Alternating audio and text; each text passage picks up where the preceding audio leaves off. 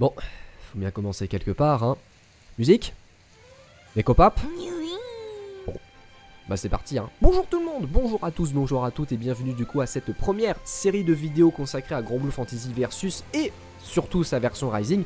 Le but de cette vidéo est tout simplement de vous apprendre comment le jeu fonctionne et essayer d'avoir des petites courtes vidéos pour vraiment être le moins indigeste possible. Et cette première vidéo va se consacrer principalement aux personnes qui n'ont jamais joué à un Granblue, que ce soit la version Vanilla ou la version Rising qui vient à peine de sortir. Cette vidéo est faite pour vous. Pour comprendre un petit peu comment le jeu fonctionne, nous sommes dans un jeu de combat en 2D de type avec beaucoup de guillemets Street Fighter, donc très posé au sol, avec quand même des sauts pour pouvoir esquiver certains projectiles, mais attention quand même à pas trop en abuser, puisque vous pouvez faire en tir extrêmement facilement, donc c'est vraiment un jeu basé très dans le sol. Derrière, vous avez évidemment différents boutons qui vous permettront de baisser la sainte barre de vie de votre adversaire, avec quand même quelques petites subtilités. Vous en avez 4. La première, la version light, un coup petit, rapide, qui vous permet tout simplement de prendre l'avantage sur des potentiels pressing ou en défense, parce qu'après tout, pourquoi pas, hein, appuyer sur les boutons, ça reste quand même très fort dans les jeux de combat. Derrière, attention, vous avez une version close light, mais lorsque vous êtes un petit peu à une certaine distance, vous avez la version far light qui va sortir. L'animation est différente, donc les propriétés aussi, que ça soit au niveau du startup ou en fonction de la frame data, mais bref, on y reviendra plus tard sur la frame data. Vous avez la même chose du coup pour les coups moyens ou médium, close medium, far medium, même chose pour les gros coups, close heavy et enfin far heavy. Ça c'est les 3 boutons principaux. Derrière, bien évidemment, les propriétés vont différer. Lorsque je spam le far light, je fais uniquement le far light, alors que si je fais le close light, ça me permet de faire un petit combo sympathique qu'on va appeler auto combo. Et derrière, vous pouvez bien évidemment utiliser un petit spécial pour tout simplement avoir plus de dégâts sur un seul combo. C'est type à beau. Le 4e bouton étant le bouton unique, et comme son nom l'indique, ce coup est unique, donc il va différer en fonction du personnage. Pour Gran, c'est simple, c'est un coup à une longue distance qui peut être chargé pour gagner certaines propriétés, et derrière, qui sait, pouvoir balancer les meilleurs combos possibles. Voilà. Mais si je prends par exemple Belzebub, le méchant du jeu, il se TP, il a une TP, il se téléporte, il dit pas beau. Donc comme je vous l'ai dit, ça va surtout dépendre du personnage auquel vous allez jouer. Ça peut être un simple coup, ça peut être une téléportation, ça peut être un contre, ça peut être une chop spé, ça peut être un moyen d'augmenter certains de ses spéciaux, sacrifier des points de vie pour augmenter les dégâts. Bref, ça va dépendre tout simplement de votre personnage. C'est un coup unique, il is what it is. Derrière, en plus des boutons, vous avez bien évidemment les spéciaux. Les spéciaux qui peuvent être utilisés avec bien évidemment les fameuses motions que vous connaissez dans les jeux de combat, surtout si vous venez de Street Fighter, car avant, car arrière, DP, bref, tout ça c'est type à beau, mais pour les débutants, on va surtout utiliser un bouton en particulier, puisque oui, ne pas utiliser d'émotion c'est possible en appuyant sur un bouton qui s'appelle le bouton skill. Oh, c'est type à beau. Oh oui, juste en appuyant sur un bouton on peut faire des spéciaux et c'est génial. Vous avez évidemment, comme pour les autres jeux de combat, différentes versions de votre spéciaux. Dans Granblue Fantasy Versus Rising, vous en avez 4. Une version light, lorsque vous appuyez uniquement sur le bouton. Lorsque vous appuyez sur medium, en même temps que le bouton skill, ça vous fait une version medium.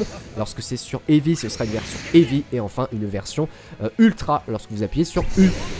Avec bien évidemment des propriétés différentes, même des animations différentes. Donc évidemment, à voir comment votre perso peut gérer ces différents spéciaux. Je ne sais pas si vous l'avez remarqué, mais en haut à gauche de votre écran, il y a des petites cases qui correspondent tout simplement à l'utilisation de vos spéciaux, ou plutôt des compétences. Et ouais, ça vient d'un gacha très RPG, Granblue Fantasy, et donc du coup, lorsque vous utilisez certains des spéciaux, surtout la version H et la version U, il y a un système de cooldown, et donc du coup, je ne peux plus du tout utiliser ce spéciaux pendant un petit bout de temps. Il va falloir faire très attention lorsque vous les utilisez. Un truc tout bête, hein, j'utilise la version H, et je bourre le projectile, il n'y a rien qui sort. Ah, je peux continuer à fond, malheureusement ça ne passera pas. Donc c'est pour ça, il faut savoir un petit peu l'utiliser. Seule petite particularité, ce sera pour la version Ultimate Skill, mais on y reviendra un tout petit peu plus tard lorsqu'on se consacrera aux nouveautés de Granblue Fantasy Versus Rising par rapport à la version Vanilla. Mais dites-vous que la version H et la version U possèdent un cooldown lorsque vous les utilisez, donc vous ne pouvez pas trop les spammer, mais ne vous inquiétez pas,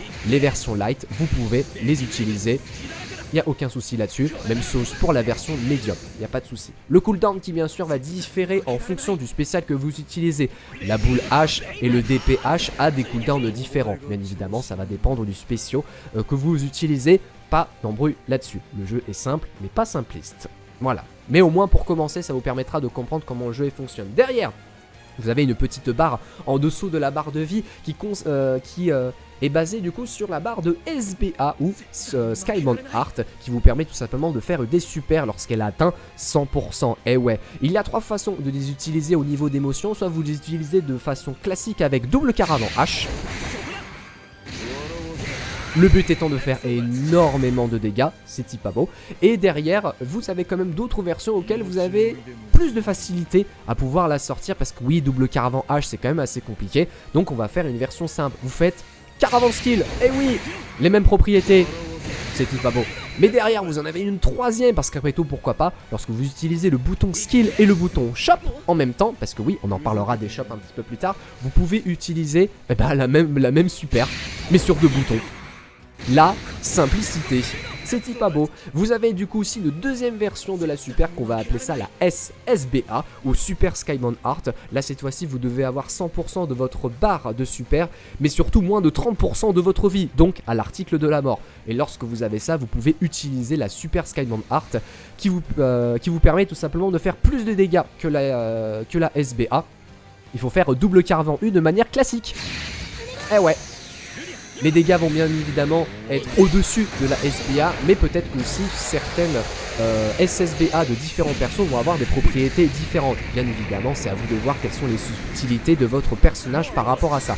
Mais bien évidemment, il existe des versions plus faciles à sortir, avec bien évidemment le caravan skill, mais en plus de faire caravan skill, vous appuyez sur U en même temps, et ça vous fait la SSBA.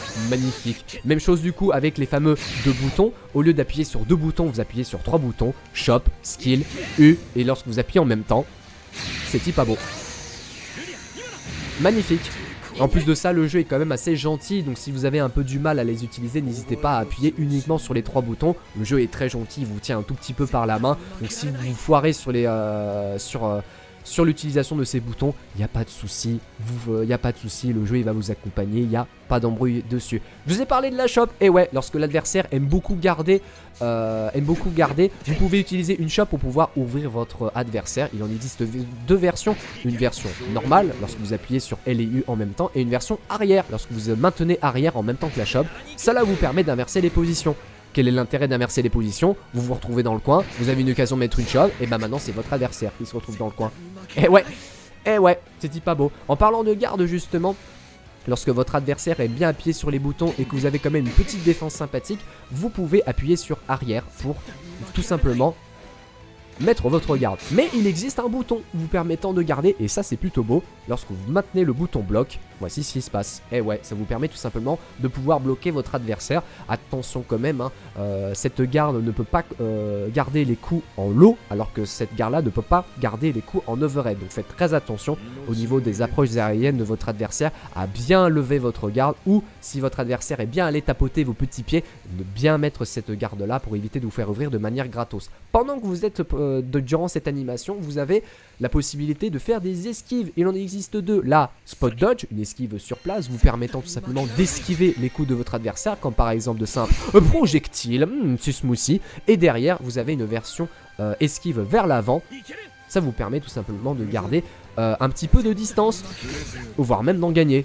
C'est type beau. Attention quand même, les petites subtilités sont différentes, puisque l'invincibilité n'est pas forcément présente en fonction de l'esquive que vous utilisez. L'esquive sur place, au moins ce qui est bien, c'est que vous êtes invincible partout sur le corps. Vous pouvez esquiver n'importe quoi. Alors que l'esquive vers l'avant, il faudra faire attention aux coups, surtout ceux qui raclent le sol, qui sont très très bas, puisque ça permet tout simplement de contrer les esquives vers l'avant. Aïe. Voilà, vous faites très attention lorsque vous les utilisez. Mais au moins ça vous permet de gagner un tout petit peu de terrain contre des personnages à projectiles et tout simplement casser ce qu'on appelle le momentum de votre adversaire ou casser le rythme si vous voulez de votre adversaire. Cela vous permet vraiment de connaître un petit peu votre adversaire afin de prendre les meilleures informations possibles. C'était la fin de cette première vidéo basée vraiment sur la base même de Granblue Versus. La prochaine vidéo va se consacrer sur les nouveautés de Granblue Fantasy Versus Rising par rapport à la version Vanilla. On va parler des Bravely Points, du Régine Strike, des Dash Attack, des Triple Attack, bref, des termes barbares. Mais ne vous inquiétez pas, je vais vous accompagner. Sur ce, des bisous. T'as quelque chose à dire, Nekopap? Dori dori dori dori. Il me casse les couilles. À la prochaine!